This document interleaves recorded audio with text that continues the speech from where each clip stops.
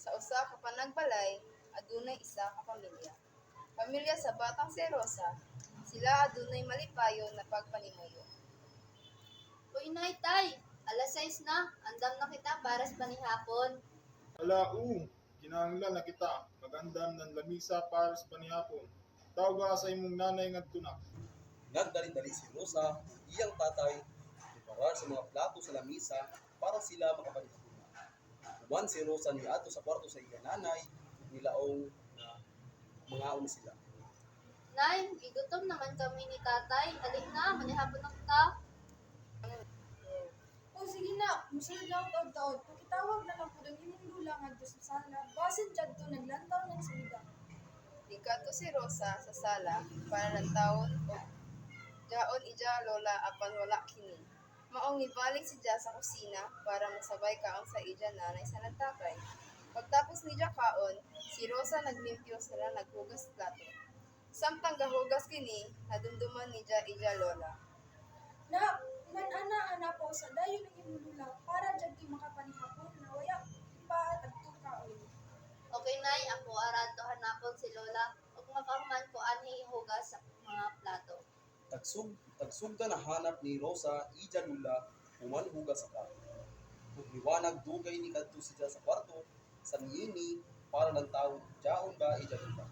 Kung para masab, malaman ni ja ini, namukaon. Ija ini tagtawag, o tagtugtog ang kwarto. La. Pagkaon na, sulod ko ha. Isulod si Rosa sa kwarto sa ija lola. Kung nakita niya, ini na nagsuyat. La, nagsulat ka ba? Kabahin ako? Nangutaan na si Rosa kung unsa ang tagsuwat ni ini o para sa bulsa.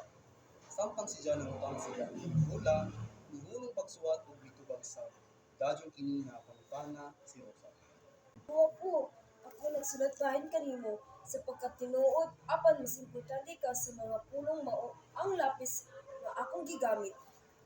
Manghinaot ko nga makisama sa kaw niini nga lapis dahok ni. Gayon, ni interes, ilantaw ang bata ang lapis. Ug huna-huna ni Ja na murag dili karadaw ini espesyal. Murag sama naman kini sa uban lapis na ako ang nakita la.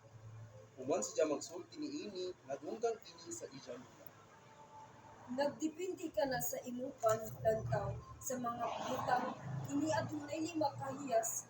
Kung mapadayon nimo kini, mahimo nga usa ka tawo nga kanunay malinaw sa kalibutan. Ug angay nimo ipangutana sa imong mama ug papa nga silaan ako taglangan ato ng mga butang. Si Rosa nigawas dadyo sa kwarto sa ija lola para mangutana sa ija mama sa nan papa ug unsa ang gipasabot na 5 kahiyas sa ija lola. Ma, pa, naay ko'y pa ipangutana kaninyo. Atong sa 5 ka kalidad nga gilaong ni Lola sa ako kuman.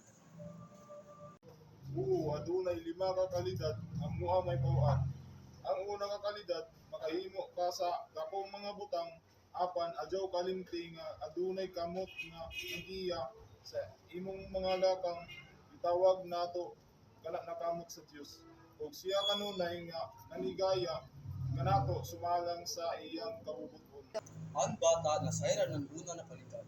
Gikan sa ija papa, sunod ija tagsultian, ikaduha na kalidad sa bata. Kaduha na kalidad. Karon og unya kinahanglan kong muhunong sa pagsulat o gamiton ang ngait kana nakapasakit o gamay sa lapis apan pagkahuman mas hait siya.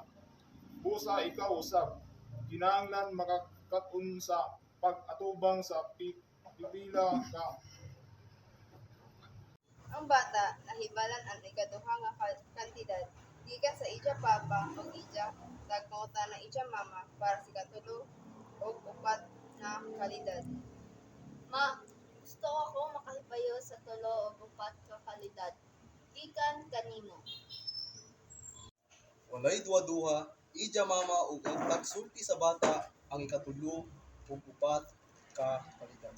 Na ija nahibal. Ang ikatuloy na kalidad, ang lapis kanunay nagtugot kanato sa paggamit sa usa ka eraser sa pagpahid sa bisan unsa nga sadyot. Kini nagpasabot na ang pagtulid sa usa ka butang kini nakatabang sa pagpadayon kanato sa dalan sa hustisya.